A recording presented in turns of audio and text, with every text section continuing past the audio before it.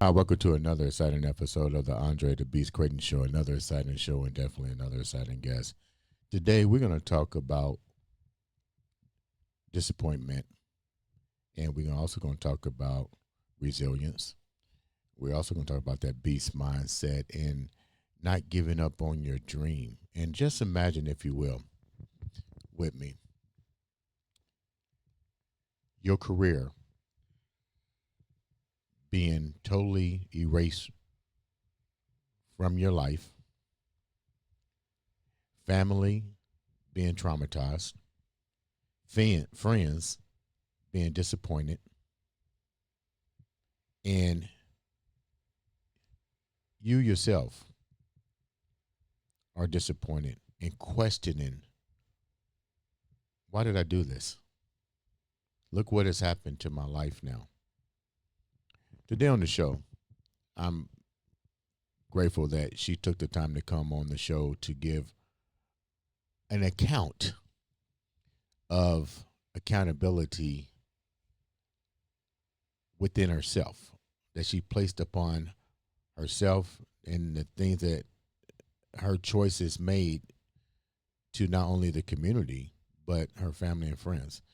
This name will sound familiar, but before we get started, remember, this is a judge-free zone. I don't want everybody just, oh, I know that name and blah, blah, blah, blah, blah, blah, blah. Let's hear it straight from the person's mouth on what actually happened, how she managed to bounce back. And without further ado, let's welcome to the set the one, the only Miss Jennifer. Make sure I get this last name right. Ruziscka. Ruziscka. I got it. Okay. I know, you're good. I broke it down into syllables, like in my terminology. This is how I look at it, because I used to be a school teacher too, but I didn't teach English like you did. But before we get started, your name has surfaced all over the social media, the newspaper.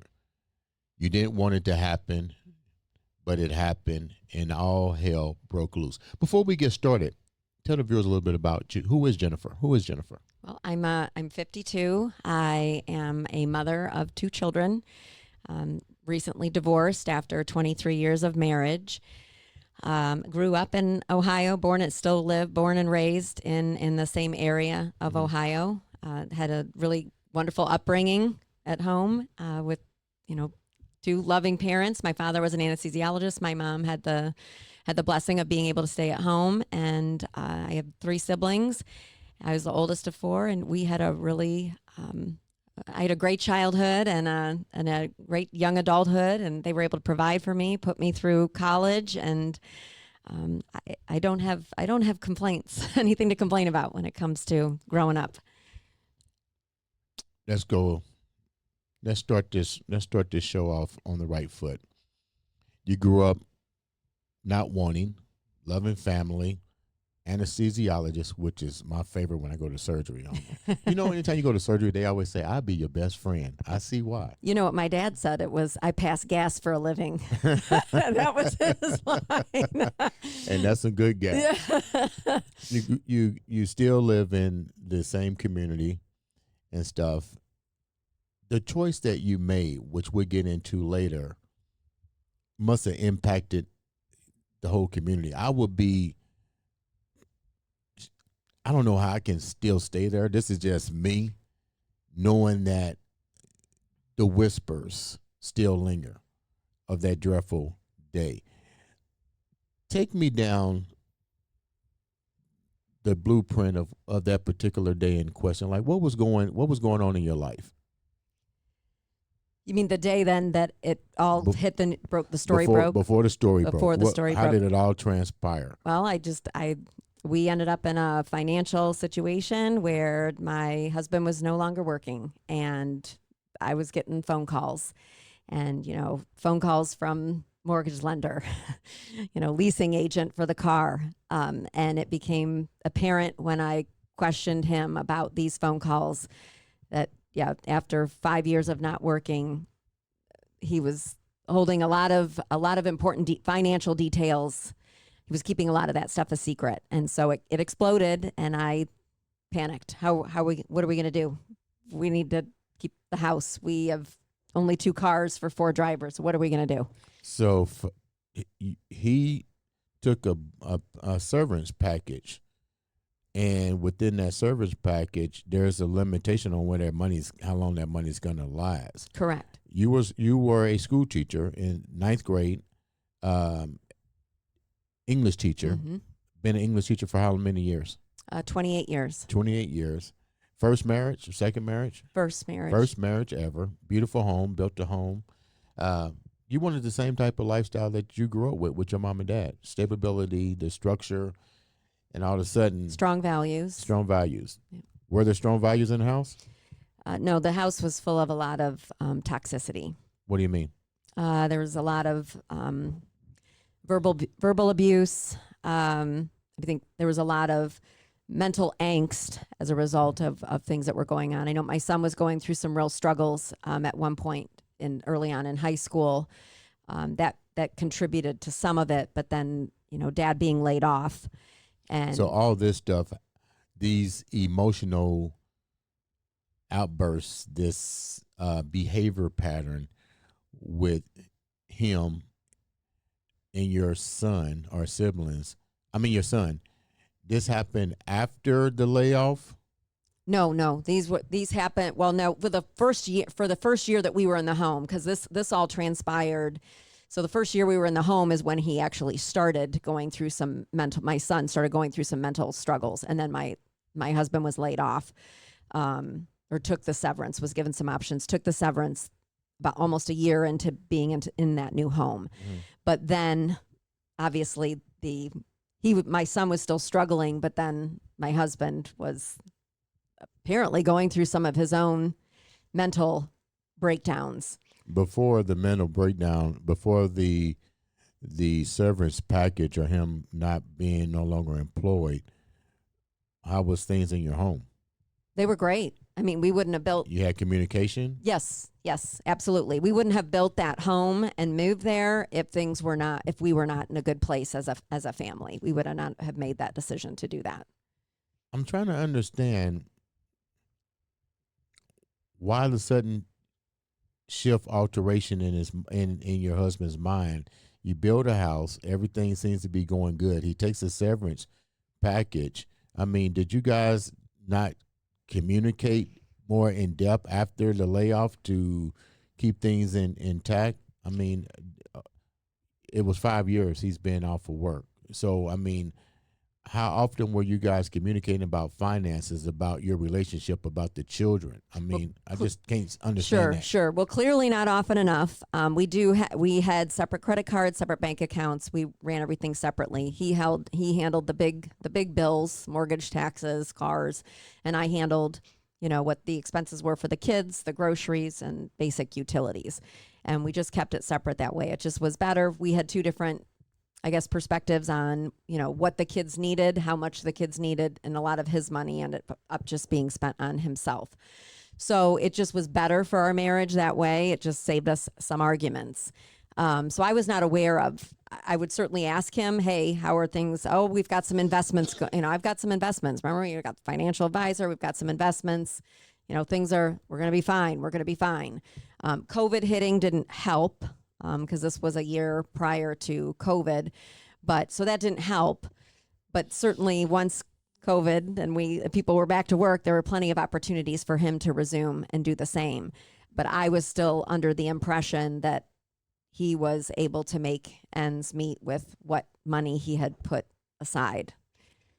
When you're talking a 5-year period of not working, I think I would have been more adamant within the first couple months. Why let that particular issue string out for 5 years and not be proactive?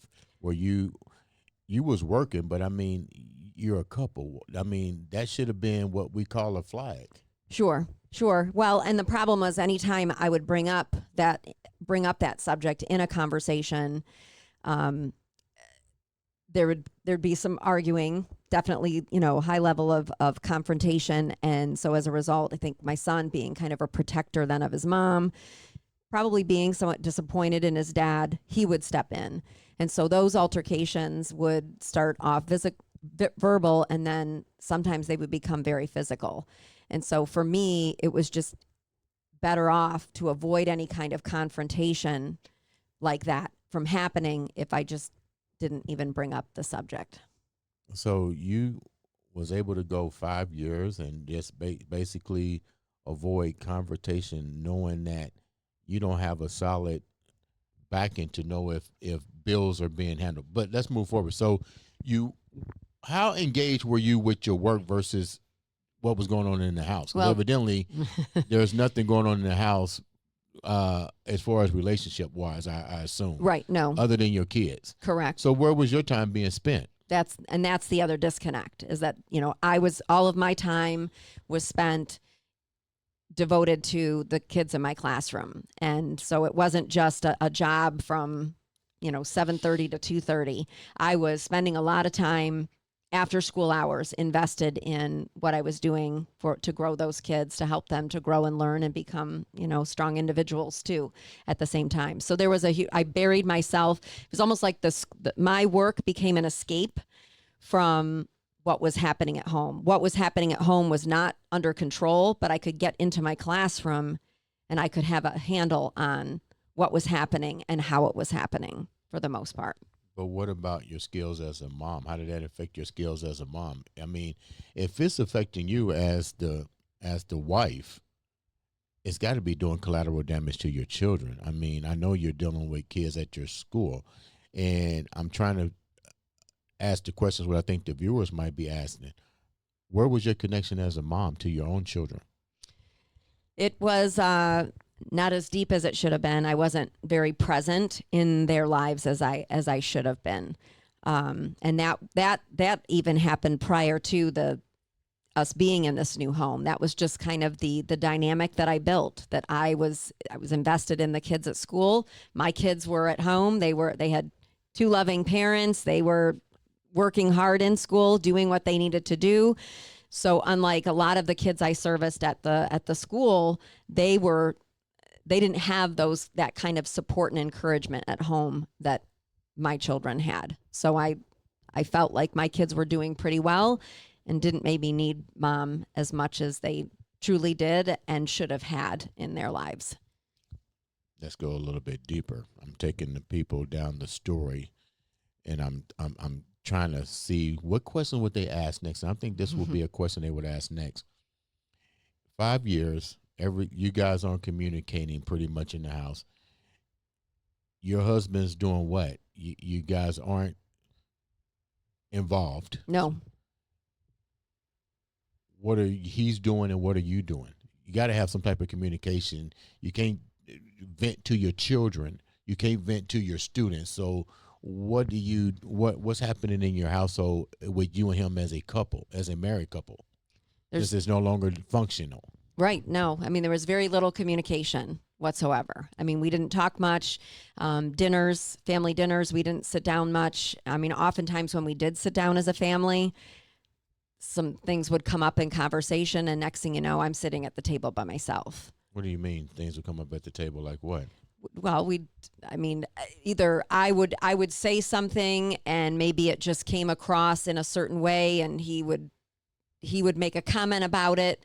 Give me an example. What would you say at the dinner table? I might talk about, or say something like about my son and say, well, Brady is working really hard on this. And well, of course, what else is he going to do? He doesn't do anything else. I mean, he's not playing football anymore. It's just, it's almost like he would look for things to pick at because he was so unhappy with himself. Did you bring up, why don't you have a job at the dinner table? Well, yes, I did that, and not just at the dinner table, but sometimes, even after I would, at the start of the day, I brought it up a lot, and sometimes in some pretty, harsh ways. Post-it notes I would put all over the house: get a job, get a job, get a job.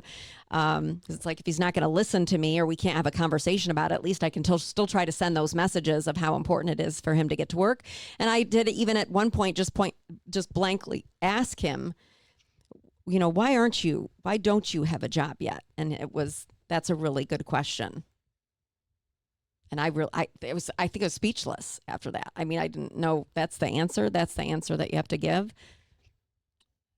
did you ever question, are you having an affair to your husband? No. Why not? 5 years of everything dysfunctional, from not marriage to not communicating. I think those are some questions I would be asking myself. Yeah, I honestly, I was uber focused on what I knew that I could control. I think a lot of it was that, I mean, and if he were to tell me that he is having an affair, what am I going to do about it? Mm-hmm. You know, I certainly didn't have the means to just get up and leave, especially at that point, given that when we built the house, we were making more than double of what I was bringing in, you know, independently. So I wasn't in a position to think about, okay, if I bring this up and he says yes, what's going to be my response to that? So it was just easier not to bring it up at all. When do you decide to do something? I mean, clearly this is lifeless. You can't keep going to teach students knowing that your house is handicapped right now. When do you as a mom step up and say, okay, I need to do something different? And when you did, what happened? Well, I stepped up once I realized that we were in jeopardy of losing the house, and when we were in jeopardy of losing one of the 2 cars that we had. And that's when I made the decision to create an account online on OnlyFans and Fansly and make some money on the side. Now, I'm going to ask a question. I looked at some of the remarks, and I'm going to address some of those remarks. A lot of people said that that particular thing was carefully orchestrated between you and your husband because of the situation that you guys were both in, that he felt like putting you out there, exhibition, would bring quicker income and you might like it. What's the take on that? Yeah, no, he had absolutely no idea that that's what I decided to do. And yeah, so he was not involved. And how does that make you feel knowing that somebody would, I mean, people are entitled to think what they think, because a lot of the women that have appeared on that when it went viral, a lot of husbands did not know that their wives were doing this, and a lot of the women became addicted to the attention, the money, and trading self-worth for money. But you said that was not the case. No, absolutely not. I mean, from the very first post, I just felt like, what have I been reduced to? Mm-hmm. What have I been reduced to? This is not who I am. I mean, to be honest, I mean, sex has always been very sacred to me. You know, intimacy has always been very sacred to me. I've never put myself out there. I was never even one to, you know, walk around outdoors and, you know, try to portray myself in a sexual light. Mm-hmm. So that, yeah, it felt dirty. It felt wrong from the very beginning, but I was desperate. How did the opportunity come to begin with? How did you even know about it? Because you said you wasn't social media savvy. So how did that even come to you? It was, I mean, I think a male friend was joking one time about how, oh, you could always do something like this, kind of as a joke. And, well, you could. And I mean, my goodness, I mean, what are the, but and of course I knew the stories. I knew that teachers had been fired for their accounts like this being discovered. But the fact that the platform is what it is and it's international, I mean, it just seemed to me like that it was going to be highly unlikely. So who did you share your story and your struggles with prior to doing this? That's interesting. You got girlfriends because you live in a small town? I mean, if your town is that small and everybody knows your business, I mean, why didn't somebody say, look, here's some opportunities, here's a job, here's something, blah, blah, blah, blah, blah. This took me about 30 to 40 minutes in a night. And I was putting in about 4 to 5 hours every after school hours, 4 to 5 after school hours just on teaching alone. And it wasn't, it was grading papers, it was putting together materials, responding to emails. Maybe, kids might post, students might, I always call them my kids, but they would post comments needing some help on something on an assignment in Google Classroom. So I was really there for them at all times. I mean, my work continued. My home was just a change of venue. And so I needed to find something, some way. I mean, if I were to take a second job, I was going to have to compromise all of that. And I had been in that school for nearly 30 years with the same ninth grade level curriculum for the most part, obviously adapting, changing some things with it, but I was going to have to change my level of devotion. I was going to have to compromise that if I was going to be having to check out at 2:30, 3 o'clock every single day in order to manage a second job. Yeah, but I'm just thinking, you do whatever it takes, so to speak, when it comes to your family.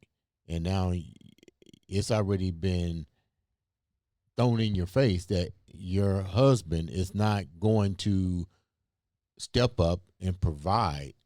The viewers would say, okay, I would never have went to an OnlyFans. I would have never exposed myself. And more importantly, you're a school teacher. You have to take some type of oath on that. So you probably have been met with a lot of scrutinism. What do you say to the fact that you got women and men to be like, hey, I wouldn't have done it. I would have did this. I would have went here. I would have went there. What do you say to that? Because once again, you're still a school teacher. They're sending their students to you to look up to you, and you were getting ready to make one of the most, you're going to make a controversial decision. Yeah. Controversial decision. Sure. Well, and again, I wasn't just any school teacher. I mean, I created a high standard of education in my classroom. Mm-hmm. And it wasn't just about, giving students work, having them practice certain skills. I was building and building up inside of them, not just skills, but an understanding of who they are becoming. What is it that you want out of life? Their potential. They were recognizing potential that they never saw before. I always set the bar really high, but never told them they just had to jump to get there. I gave them the resources that they needed, the tools, the guidance, the lessons, but then also the encouragement along the way. And I think that's where a lot of feedback. I spent a lot of time putting feedback on student work. Work was never busy. It was done to help showcase for them to see for themselves the potential that they truly had. It was more than just learning, it was growing. But why would you take yourself and put yourself in that situation when you're talking about the empowerment that you're trying to instill in these children, but you're willing to, I don't like using the word degradation. So let's just say the choice that you make doesn't resonate with the message that you're trying to give to your children, and the fact that this could also impact your own children at home. Right, which is certainly something that I didn't even think about those ramifications until it was too late.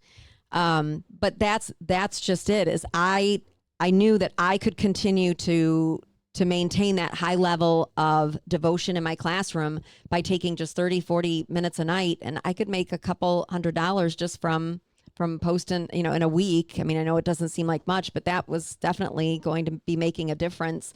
And I could do that with just posting 30, 40 minutes of content in a night or sliding into some DMs. I mean, that's something was going to have to give. But why not just go get a job? Get a second job? Because that second job was going to compromise my level of dedication to my students.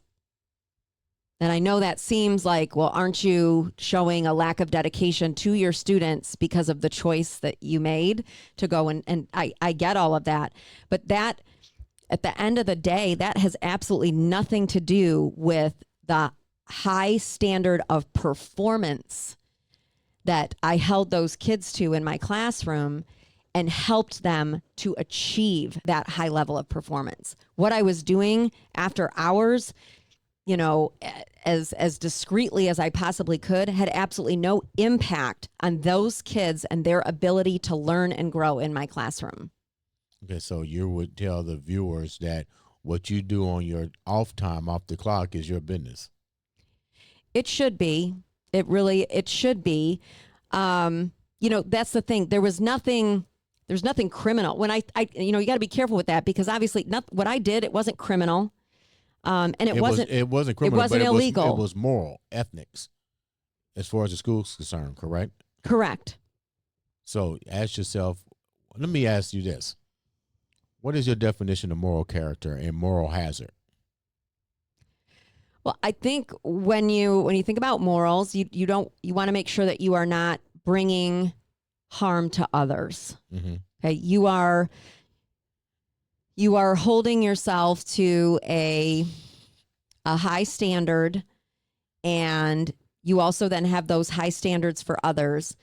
But you want to make sure that whatever choices you're making, other people aren't going to be harmed by them.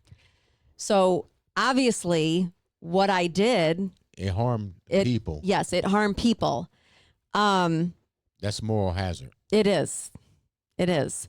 Who did you share this before you decided to undergo? And let me first say, I know it takes a lot to come here and clear the air, but we don't filter. People need to know your side, and I'm going to ask the questions. I know that might be hard, and I'm sorry. No. At the same time, but and remember, this is judge free, so you need to listen.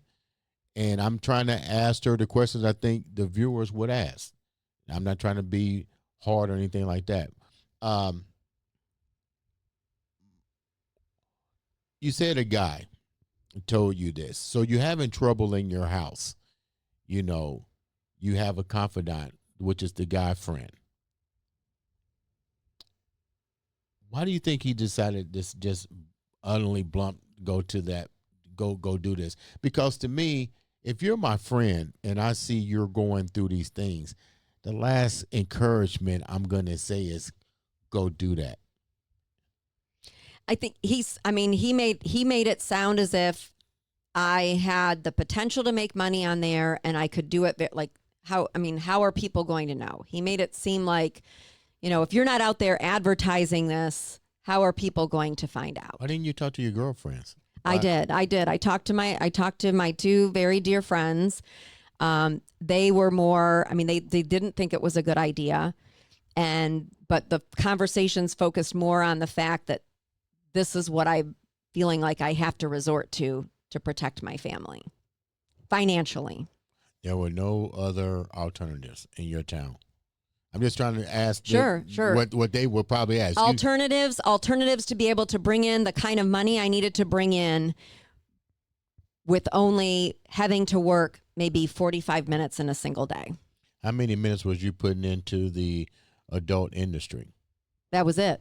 45 minutes in a single day. And then I could pull in easily just $100 in a night. And that $500 at the end of a week. Let's go back to moral hazard and morals.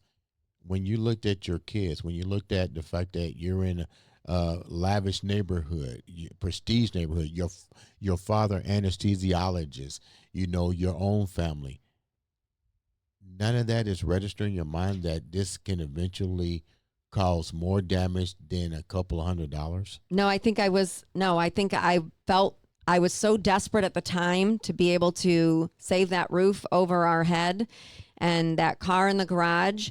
And I really, truly believed that because of the person, the work ethic I had, the reputation that I had, not just at the school, but obviously in the community too, and the people who knew me, nobody would ever think that I would be on a site like that.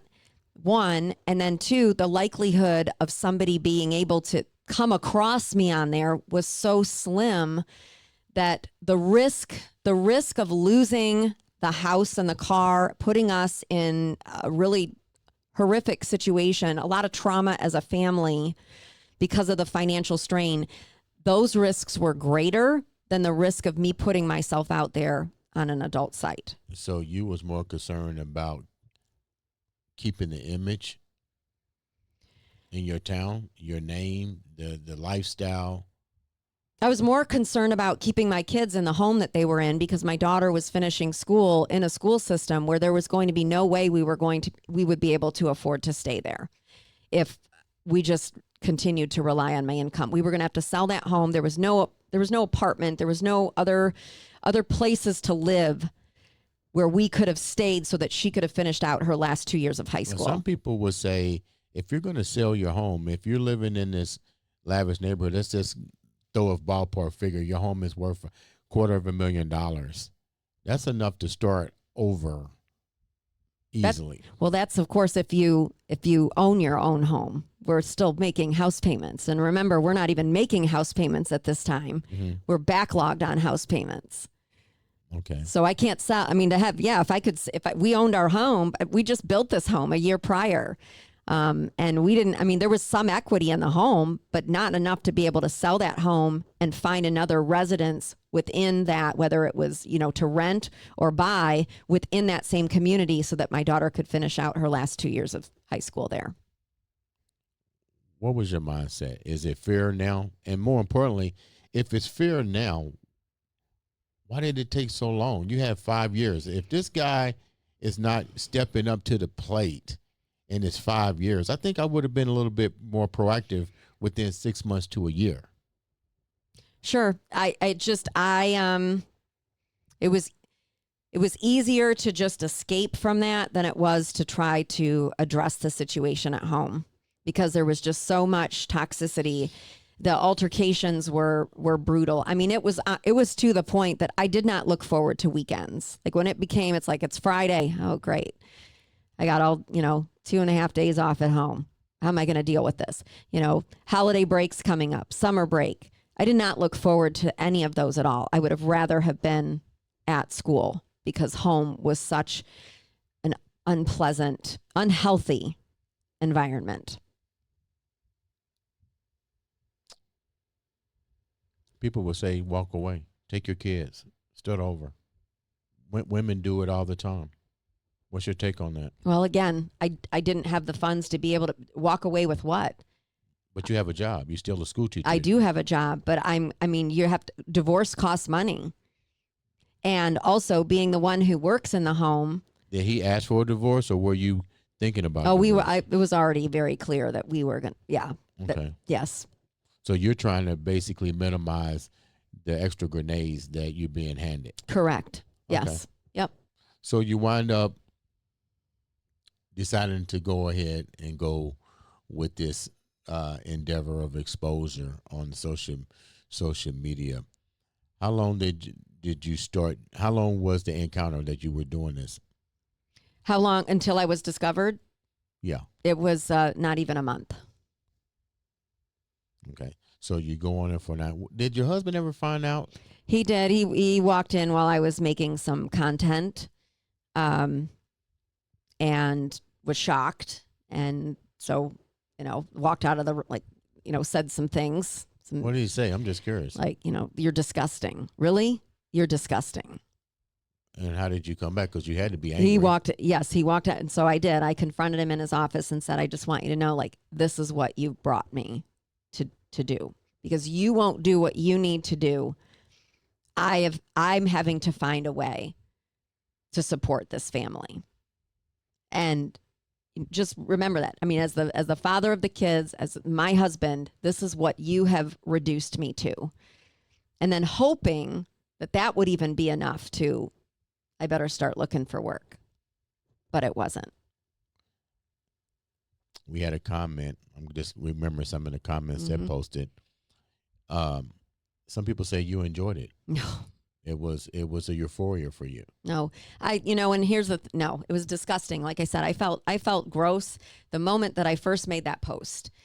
It weighed on me every moment since that, I put myself out there and put my body out there, and I'm having, sexual conversations with strangers, with complete strangers. And there were things there were abbreviations for things I didn't even know what they were. I mean, there were fetishes that I'd never even heard of before. So, like I said, it was, it was gross. It was disgusting, and I felt dirty. I felt gross. I was exploiting myself. Why didn't And you just stop? I mean, if it got to that level and you was feeling all of this stuff, why not just stop? because the money was finally, there was money coming in, and So did you start trying to master the new job? master that job. Yeah. No, Yeah. no, because you mean in terms of my content? Yeah, I mean, No. you get Mm-mm. um No, people had told me, like, you could make a lot more, any boy girl content on there. How about girl? You could do this, that, or the other thing. And I said, I'm sorry. I'm a one woman show. This is all you get.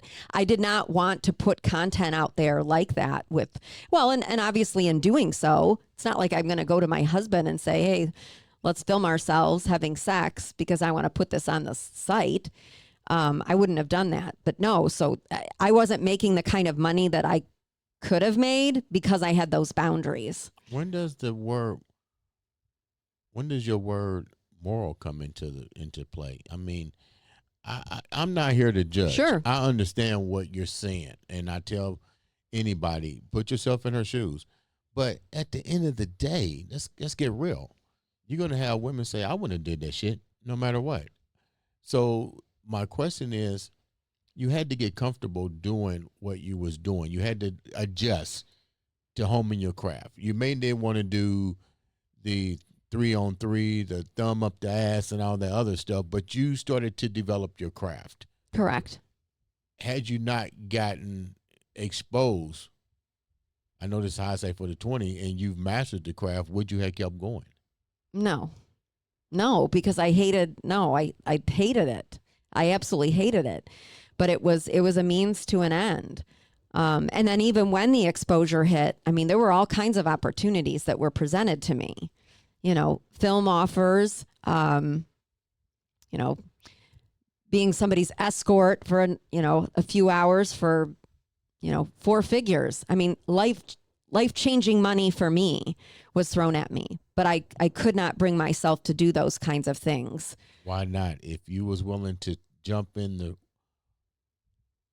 ocean with piranhas and you went that far and nobody knows about it, why not go the full ride? Well, no, those offers came after the headlines broke. Well, there were some offers to be an escort, so that's true. Like I had like offers like for sugar daddy type things, but no, because that Did again. you ever participate in your own camera? Did I ever participate in the offers that the sugar daddies, the escorts? There were some video calls and initially, and I did very few of those because they were just so. I almost felt like I allowed somebody to rape me. I mean, to sexually assault me. That's how horrific those video calls were. So I did very few. Those were definitely a big money maker, but I couldn't bring myself to. I knew it was, although it's going to be a lot slower for me to get the money that I need to get us out of this financial hole. I couldn't do it. Those were still to this day. Those video calls replay in my head as just disgusting. What was your mindset? How did you switch your mindset off? Because 23 years as a school teacher, and I used to be a school teacher, your mind is set to educate. What was your mindset like? How did you go from being the teacher? You already said you really wasn't connected in the household that much with your children and your husband. Now you're doing adult industry type work. You ever analyze what your own mindset was? Because it didn't seem to be in none of these places. Oh, for sure. I mean, obviously, even going off to school after the next day, after having, posted content like that the night before.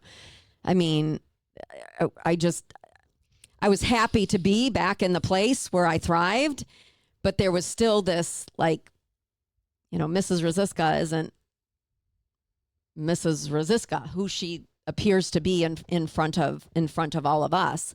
It felt like I was living, which I was. I guess that's interesting too. I mean, I was living a double life. Nobody knew just how horrific things were for me at home. Or, most people didn't know how horrific. My students certainly didn't know how horrific things were at home. I was always smiling. I was always full of energy and genuinely, like, it wasn't a fake smile. Like, I was genuinely happy to be there. I loved what I was doing in my classroom and engaging those students. But so I was always living that double life, but that element of the double life was really difficult. What do you mean? Because seeing, you'd get notifications and stuff like that on your phone. So there'd be those reminders when I'm at school and I see like so-and-so is now subscribed, and it's like, oh, there's that thing again. Oh, Did you enjoy the money? Let's be real. Did you enjoy getting the money? I wouldn't say I enjoyed it. I was relieved to be getting the money. There was never enjoyment. Like, I never thought, oh, look at this. And this was survival. So there was never any enjoyment of getting that money. And there certainly wasn't any pride in getting money in that manner. Let's talk a little bit about your husband. You later find out sees that you're doing this. During the process, what was he doing? He sees you doing this. Does he step up? No. What happens with that part? No, he doesn't step up. He doesn't do anything. It just estranges our relationship even more, or strains the relationship even more. Did he even talk to you and say, you know what, this is going to backfire, and you're gonna put a stain on us, the family, the town? No, actually, he never said nothing like that. Nope. He was just disgusted that that's what I did, and of course I would, this is why you won't do anything. So will you go do something? Go find work, something to help bring in extra money. And he chose not to. He just turned a blind eye. He enjoyed he's free at home. He could go work out. He could have his spare time, do whatever it was that he wanted, but he wasn't ready to step up. And so he wasn't ready to step up, but in his spare time, he was stepping up with your neighbor. Correct. Now, this is crazy. It sounds like a soap opera. I know. I don't ever want to go to your hometown. No, I know. like serious. Yeah, you can't write a script like this. So you find out. Now, were you friends with the neighbor? Yes. Cordial. Yeah. We talked. In fact, we lived in a cul-de-sac, so we'd have all the cul-de-sac houses get together and hang out from time to time. You guys is a regular Peyton place. So everybody knows your business, and this lady's coming into your home. You guys are having cocktails and all that kind of stuff that the rich people do in the cul-de-sac. And all the while, she's making love to your husband, and he's over. Well, supposedly this was more of an emotional affair. She liked to play tennis. I did not. So they'd go off and they'd play tennis together, and then they would have a lot of phone conversations. Now, again, this is only what I'm told. I wasn't there much of the time at the home. Her job, there was some flexibility in terms of when she could be home during the day. So I have no idea. Well, how does that make you feel? The extent of that relationship. How does that make you feel now that you look back, that you disconnected, that your relationship was so, let's say, toxic? Yes.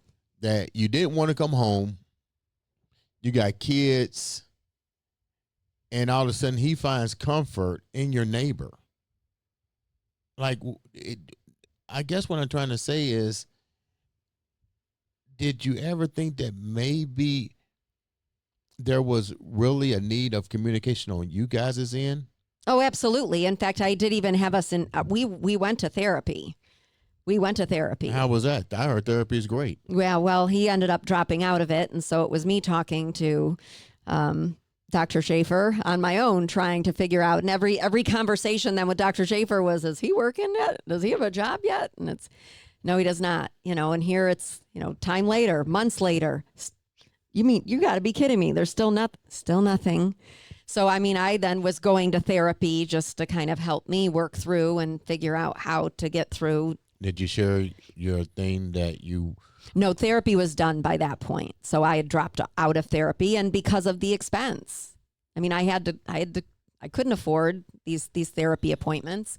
So I dropped out of that. And I mean, it was really, for a while, it was like nice to be able to talk to somebody, but I had to get rid of that. It was too expensive. And obviously the whole reason we were there initially was for us to get some help as a couple. So what do you do with your life? Your husband winds up seeking refuge with your neighbor. Did you partake in any activities for yourself to validate? Because usually what somebody said on one of the posts, which I'm remembering the posts as I go, that a lot of that stuff was done for validation because you wasn't getting the attention at home. No, it's 5 years. I did not. Who doesn't like attention? I mean, people like attention, but I want attention because of contributions that I've made, achievements I've made. Mm-hmm. I don't want that kind of attention. I don't want people, I don't need praise for, it's one thing to be able to say that you find me attractive, but I don't want somebody talking about my body. Okay. So were you involved with anybody after a long period of time knowing that he's moved on and so forth? What about yourself? I did. I pursued I shouldn't say I pursued. I was pursued once it became clear that I was not in a happy marriage. There was a friend at the school in an administrative role who had known. We developed a friendship over the course of 4 or 5 years. He came to know what was going on in the home in terms of, my son's decline, dad not working or husband not working, and just how toxic things were. And he would even make comments like, it's just crazy. People, nobody would ever know with the way that you present yourself here at school and how happy you are and how devoted you are, that you've got all that kind of stuff happening in the background. Is this the same person that recommended doing the OnlyFans? He never recommended that. Okay. No. So, but we did develop a relationship. Right. And it did feel good to have somebody be attracted to me. And I thought attracted to me for me. But it unfortunately became very clear that this was more of just a physical relationship on a friends with benefits. On his end, Let's go back to one of the questions that was asked. I'm throwing them at you because somebody will say, Andre, you didn't say my question. You guys are both married, dysfunctional individuals, both having extramarital affairs. You're doing the adult industry thing in your studio. Nothing's been exposed yet as far as what you're doing. I mean, come on. You're a teacher. Your level of education is far more than what you're portraying. I mean, so one of the viewers said, once again, what were you thinking? I don't think I had a lot. I was panicked. I mean, this was a decision that was made in a moment of panic. When I realized, property taxes weren't paid. I mean, it was more than just a mortgage. Did you ever get foreclosure? 5 years. Did you ever get foreclosure? The house. In fact, I just got the house out of foreclosure. Okay. But yes. Let's move forward. Did you confront him about the affair?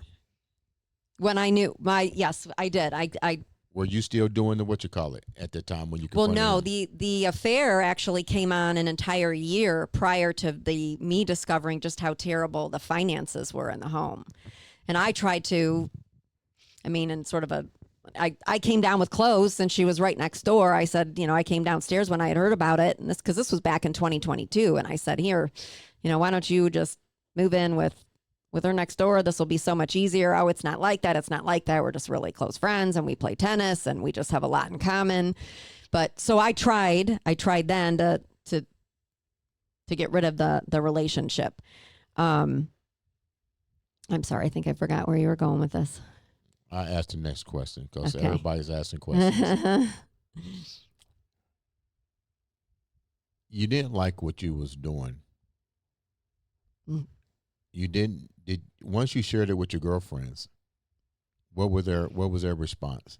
I want to know what people's response was prior to it coming out. So if you was feeling unease Did you share it with your friends? That, hey, you know, I did Yes. this and I'm A uncomfortable. couple, yep, two girlfriends knew. What did they say? They were sad and they were concerned. I mean, and just more about also for I think more for my well-being than anything else, because they knew that did not align with my character. They knew that was just not who I was. Were you ever suicidal, you know, or emotional that you just, you know? I was, but that I mean, certainly depressed and woe is me, but I wouldn't say suicidal. I did not become suicidal until the news media got a hold of this. Then I became suicidal. Did they offer you any relief, your girlfriends?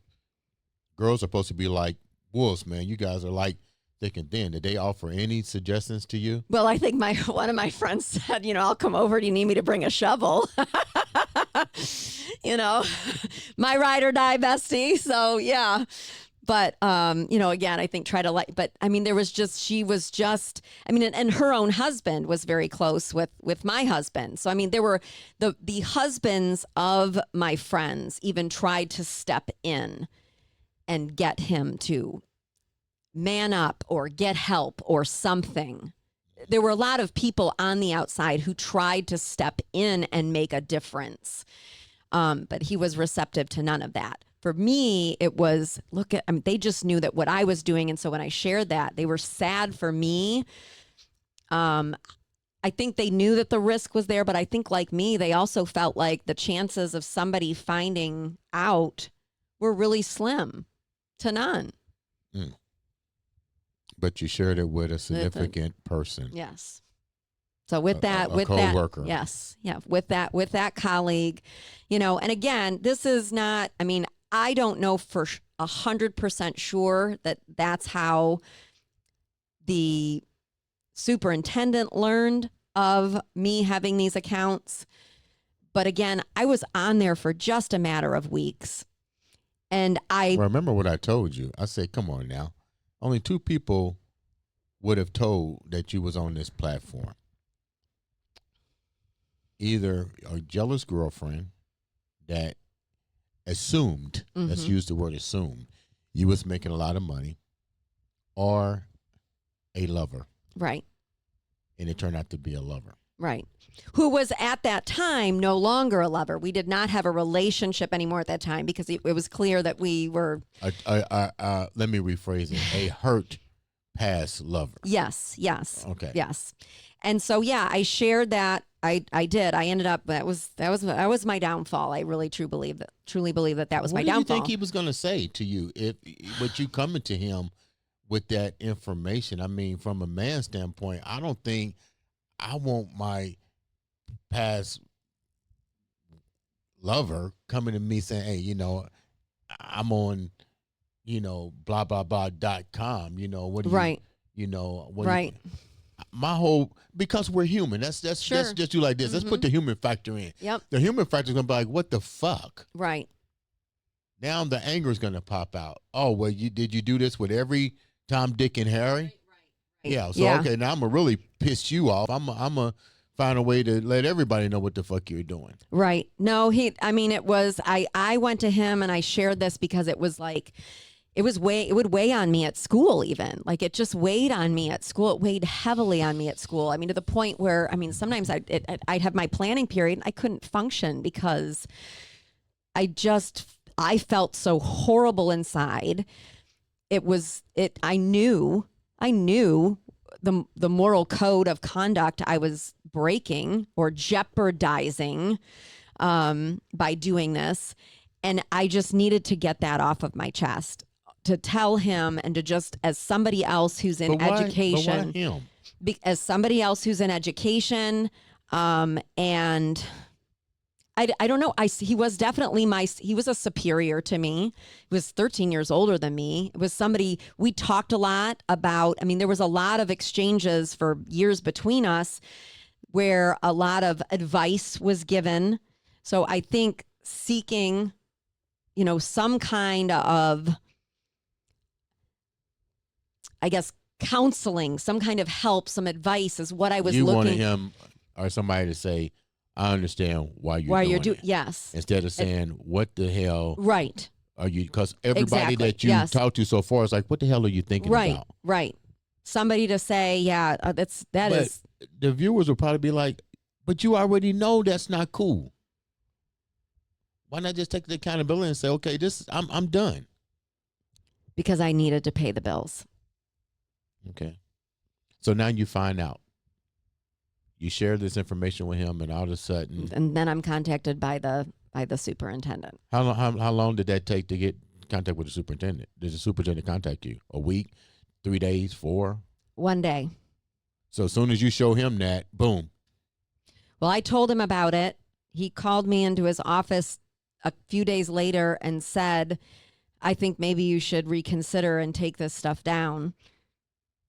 And not 24 hours later, I was contacted by the superintendent. How does that make you? I know you had to throw up or something. Oh, yeah. Oh, I didn't. I dropped a ton of weight in a very short period of time. Dropped 11 pounds in a matter of a week. I wasn't eating. I wasn't sleeping. What were you afraid of now? It's out. Who sees it?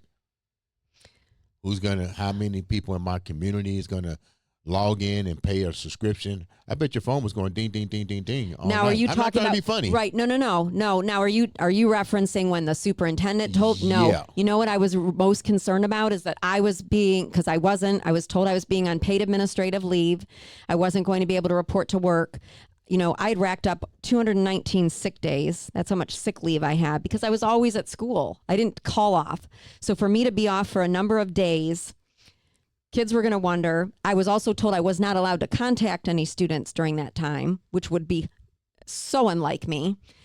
So when a teacher is removed from a building, and that's serious. It's very serious. And a lot of times the conversation becomes, wonder which student he or she was with. That was my initial fear, is they're going to think that I'm not in this school because I did something with another student. That was my initial concern. That horrified me. Not even what this means for my family, what this means if what I did get out. It's that's what I thought. That there was going to be a narrative created that Mrs. Ruziscka was with one of her students. That's why she's not at school. Because when a teacher is removed from a classroom, they've done something really bad. And oftentimes, that's what has been done. You wind up getting the call from them. Who sat down with you? What did they tell you? Well, the superintendent told me I was on paid administrative leave, and then come Monday, so that was on a Saturday, and then come Monday, I sat down with the union attorney and then a union representative from the Northwest Ohio area, and they said, I had a couple choices, and I could just resign, or I could fight it. But if I fight it, I run the risk of it going public. So I chose to resign, so that it would not go public. Just wanted to just resign. They'll come up with some kind of a story, that in fact, the administrators were already talking about. There were some personal problems, things going on at home. They already was doing damage control. Correct. Okay. Yep. And then, so I didn't want to, even though I was I was losing all my sick time. I was losing a lot by doing that, but the risk of exposure or the cost of exposure was much greater. So I resigned, so that I wouldn't have that media exposure. Yeah, but even without the media exposure, people already know where your shit's at. We can find you. ... blah, blah, blah. Well, they didn't know. Nobody knew. Nobody knew where to find me. So there was just eventually some rumors. There was some small talk about that. Oh, I heard she was on, because there was talk, obviously. Why is Mrs. Ruziscka not reporting in the classroom? Why is she not here? Right. Oh, now, and then I had just a couple days, and I had to actually go to my classroom and clean it out of my things. So there's a lot of things that then were removed from the classroom. So all of this generates talk. And then somehow, some way, got out there in just a matter of days that's why I was removed from the classroom, because I had an adult site. Who said that? Who shared that? I don't know. But the name of the adult site was not out there. Nobody was peeking at my pictures because nobody knew what the name of the site was. None of that transpired until 2 months later when the media, the local media, and then the national media got a hold of my story. How did they find out where it was at then? How did they find out the site? Yeah. Well, they found that out because it was in the report from the school district. So, but you shared the site with the dude that you was in. Correct. Involved Right. with. And so that was in the report that the school district had. So allegedly, he said what site. He shared the information with the superintendent. Superintendent looked at the site. Well, I was told that they actually didn't just look at the site, that they went on there with private investigators to screenshot.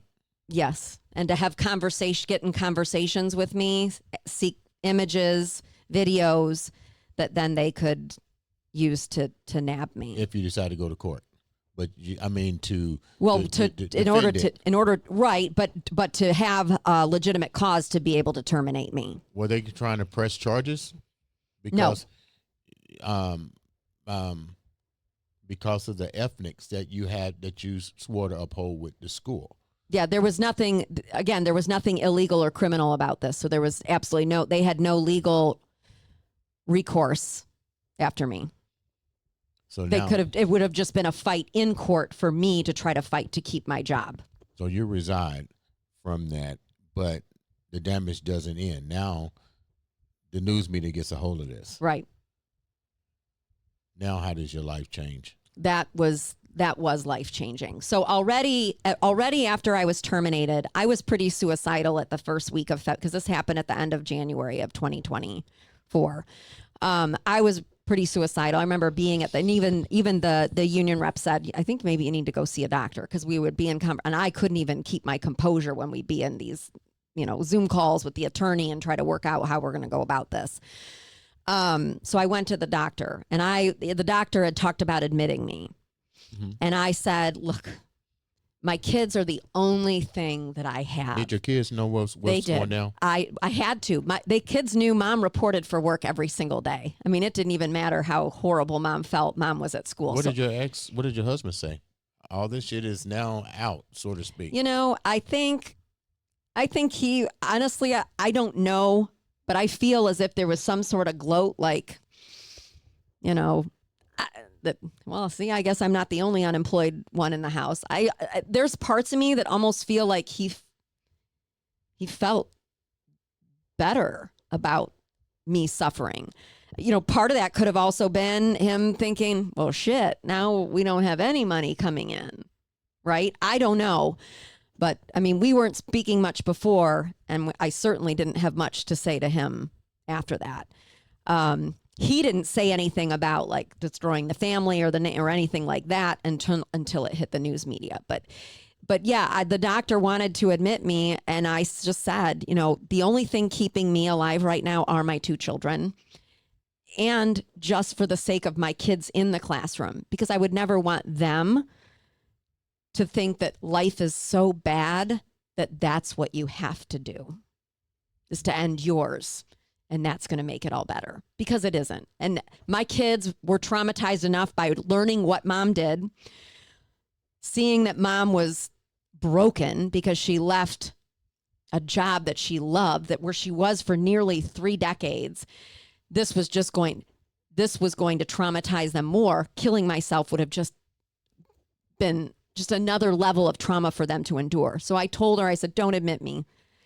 I'll be good, because I'm continuing to live for the sake of my children and to show like my students, because I always would tell my students, you can do hard things. You can. Life is never so bad that you have to do that unthinkable.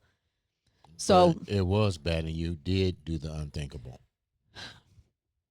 That's unthinkable, but obviously I don't think that you can. I don't think you can equate taking your own life with doing what I did. So now, you can't come back from taking your own life. Right. You can come back from doing what I did, and that's what I'm doing. Yeah, I'm coming back. Yeah, but yeah. So the news broke 2 months, almost 2 months after that, and when the news contacted me, I tried. I begged and pleaded for them not to run the story. And then even my daughter returning home from school. Why did they run the story? It would seem like that you would have some type of right to say, please don't do that. I believe, and believe me, I talked to people. I reached out to some people in the legal world to say, hey, is there something? And it all happened so fast. And so even my daughter pleading with the anchor on the phone, begging her not to run, please don't run this story. I said, please don't run. My daughter's in a neighboring school. She's dealt with enough trauma already. Kids are already talking in her school about things. Now you're going to put this out there and make it so much worse. So we tried on a phone call, and she just said, thank you. And an hour later, the story aired. And the fallout from that was that her school, my daughter, I mean, I'm sure things were horrific at my school where I once taught, but at her school, I mean, it was lucky that they were going on spring break at the end because the story ran on a Tuesday, that Friday was going to be their last day and they were going to be on break for a week because it was a nightmare. That school was dealing with, because the media didn't just share what happened, they shared the name of my site. And once that was put out there in that local news story, everybody was flocking to it. So much so that I was raising prices to try to prevent people from going on there. Not to make money, but to try to stop people. Why not just shut the shit down? Delete, cancel, gone. The only people that would have had access is the investigators that took the screenshots. Right. Well, then I'm back to not having money to pay for my home. Okay, but what's more important? You're all over this. The collateral damage is the nuclear bomb is going off.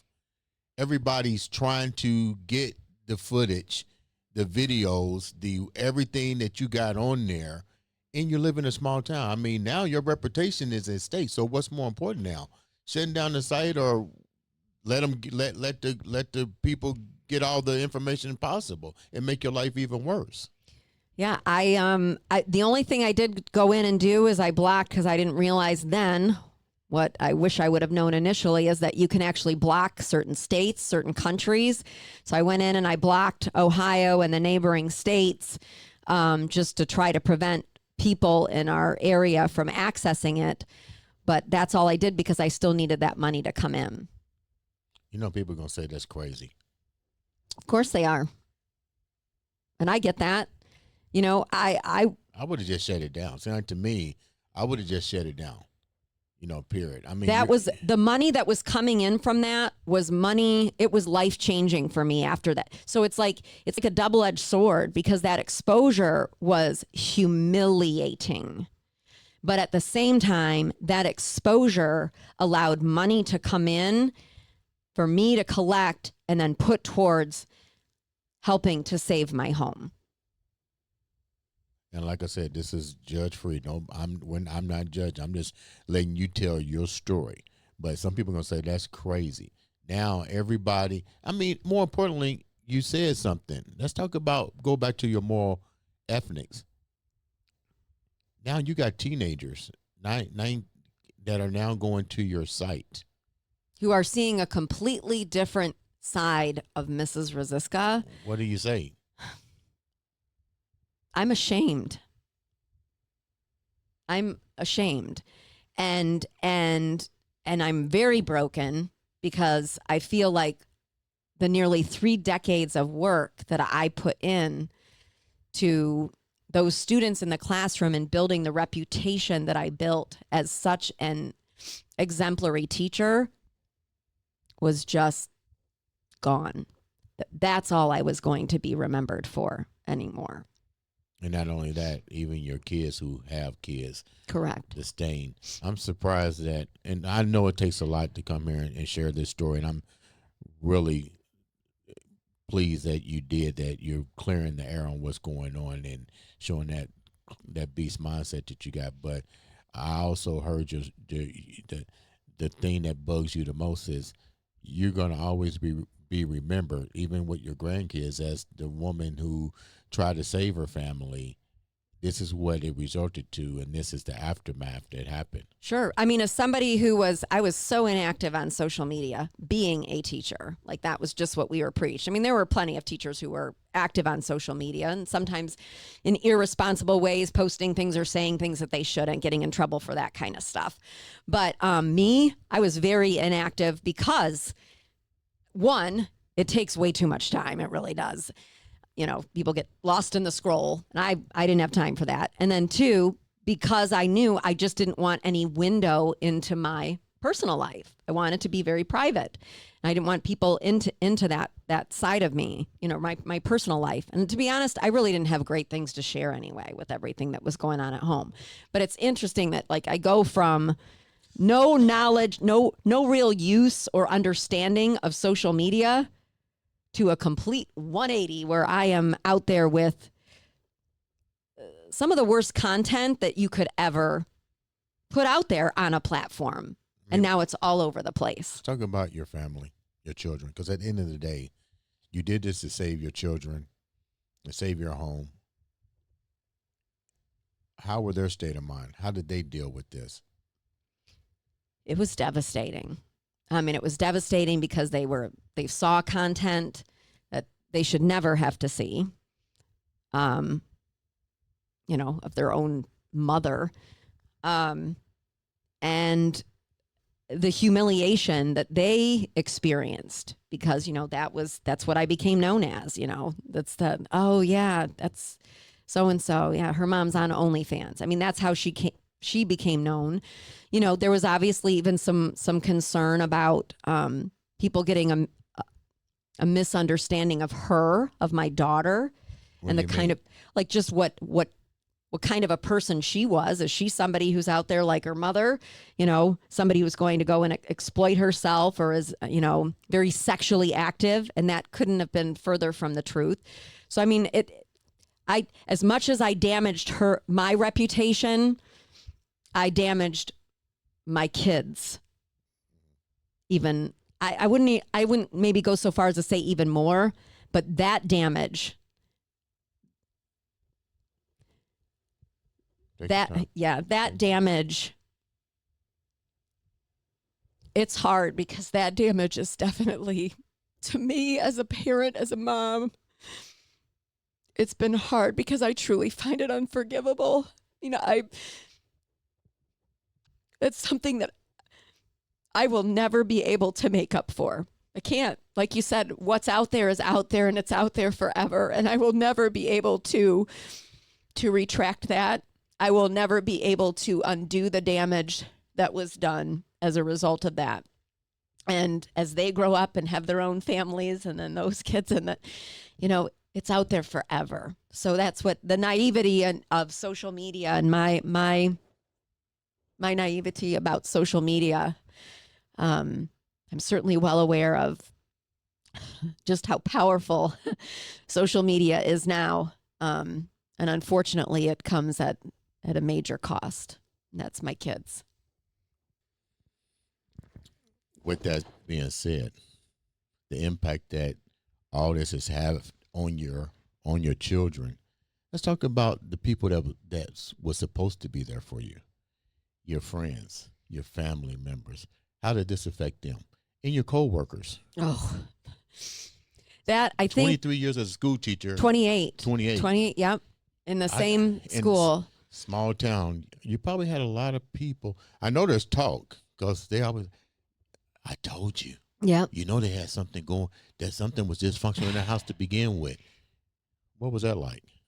Well, it was brought up at a department meeting. Somebody asked about like, why is this, when they talked about that I wasn't coming back. So when the administration met with my English department, and then they were told that I wasn't coming back, somebody did actually even ask, well, is it true that she's on OnlyFans? And, I guess that shocked me. And I think it shocked me more that because I'd been in that school district for nearly 3 decades, because of the friendships that I had developed with colleagues, or the relation, I shouldn't necessarily, but relationships, because I didn't really see most of those people outside, any of those people really outside of school, but the relationships that I built, that I thought, I was surprised that more people didn't reach out to me and ask, even just how I'm doing. What about the church, the congregation? That's usually the pillar of the community. Well, I'll be honest with you. I was not very involved in my church. When we moved, the church that we were attending before was about 25 minutes from the home. And so we just fizzled out. I lost that connection.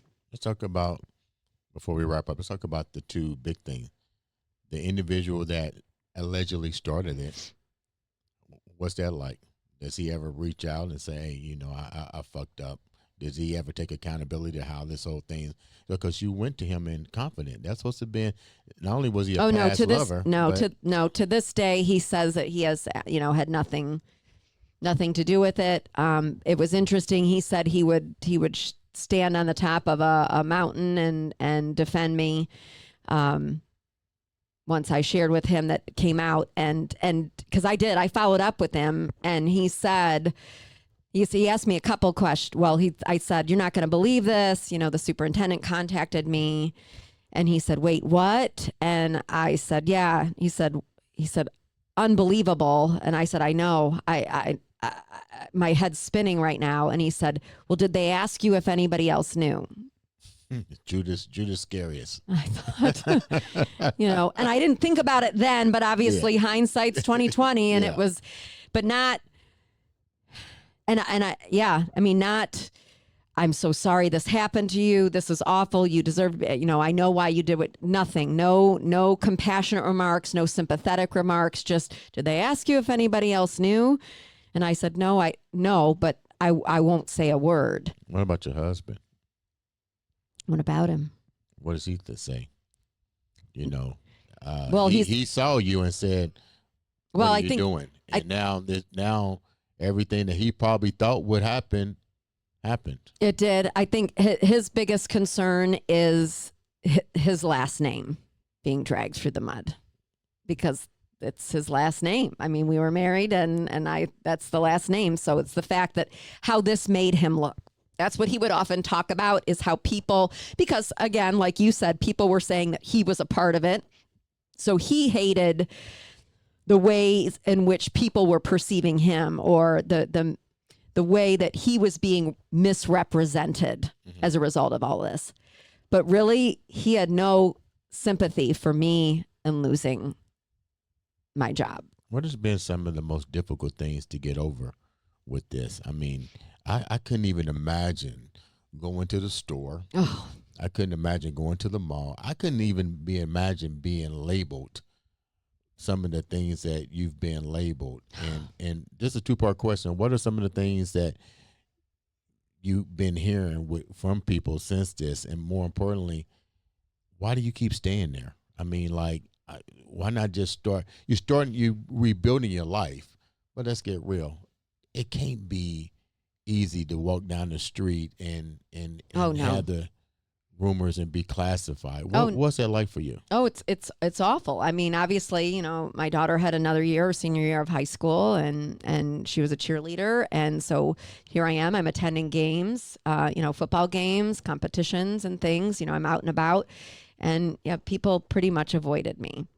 Interaction with me in my own neighborhood. There was a private Facebook group that was started so that people could just bash me, I guess. What's some of the things they say on your social on that page? I don't know, because it was private and I couldn't get a part. Oh. Yeah, so it was private. That somebody created the page. I was told by somebody, but that person did not want to tell me what was on there, and probably so because they knew that I was suicidal. They knew that I was so low that really I just want you to know this was out there. That probably shouldn't even been shared with me anyway. Just don't even tell me. But that was shared with me. But she didn't share the details of what was on that particular Facebook page. But I know, my neighbors in my cul-de-sac, I mean, nobody really had anything to do with me. I'm pretty sure your neighbor that's down with your husband, she's smiling from ear to ear. Well, she's not like that. she's really not. So in her defense, but I will say she was not aware when she was having this relationship with my husband that he was not working at the time. That much I do know. So she didn't know all of his dark and dirty secrets that he was keeping. But actually, she's one of the few neighbors that will continue to have we're actually cordial with one another. I'm going to ask you the big question because we didn't talk about that. You said that because I looked at one of the text messages. Somebody said, well, you didn't say if you took your site down. You said you went and raised your prices. I said, why not take it down? You said because it's still drawing money. Money. Correct. So the question is, what's happening now? In terms of making money? Mm-hmm. Yeah, well, that site's still pulling in funds. It's not pulling in what it could. If again, I posted other kinds of content on there, but it's helping me pay the bills. I did have to retire early in order again to pay the bills. So by going into early retirement, I'm only getting 42% of my benefits. I'm collecting a retirement check of under $2,000 a month. That doesn't go very far. So the site helps to bring in enough to pay the bills and get me some extra money to help pay off debt that I've incurred over the years. So some people would be like, why even keep a site knowing that you're validating everything that people are saying about you? Why not just cut it down and look for another job, do something different, find a different career? The problem is, well, trying to find a different career is a little difficult when your name's been tarnished, one. And two, I am working on trying to build some different things, but they haven't taken off. They haven't launched fully to be able to provide the income that I need to provide. We are still, for me to be able to work, I'm going to have to work inside the home. We do only have 2 cars, and my son needs one for work and school, and as does my daughter. So anything that I do needs to be done in the home.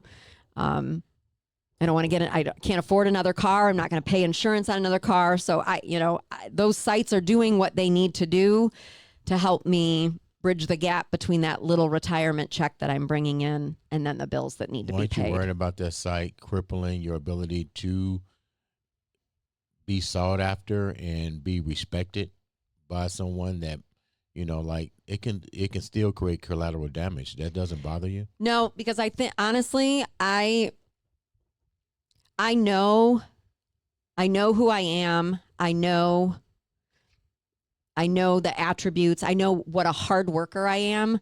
I don't believe that any of that should have any bearing on whatever work I need to do. I don't, it's not affecting me in any way in terms of who I am, as I'm trying to employ myself in some way, shape, or form. I'm still Jenny. I'm still, the person who leads with heart, who wants to go out there and make a difference in the lives of others. Mm-hmm. And if that's what is going on behind this, in the background to be able to pay the bills while I'm trying to do, do some good things for others, to me, it doesn't really matter. Mm.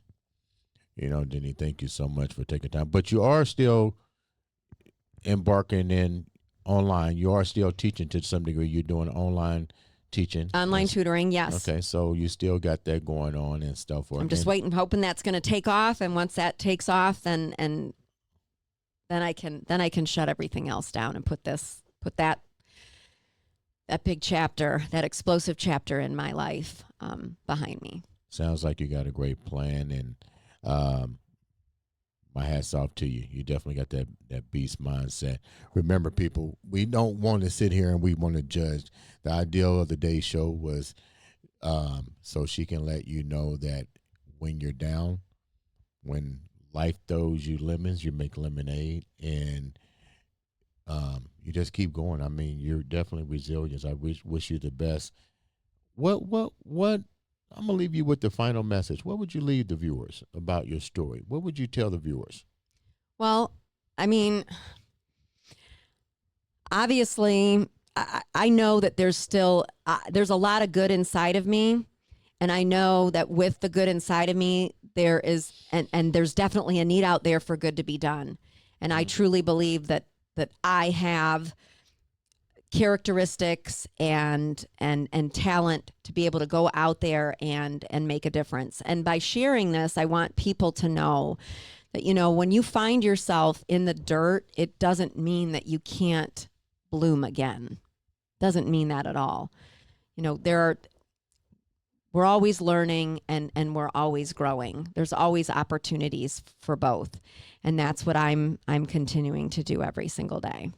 Sounds like a winner. Ladies and gentlemen, make sure you subscribe, like, share, click, touch that button. You can make the difference in somebody else's life as well as your own.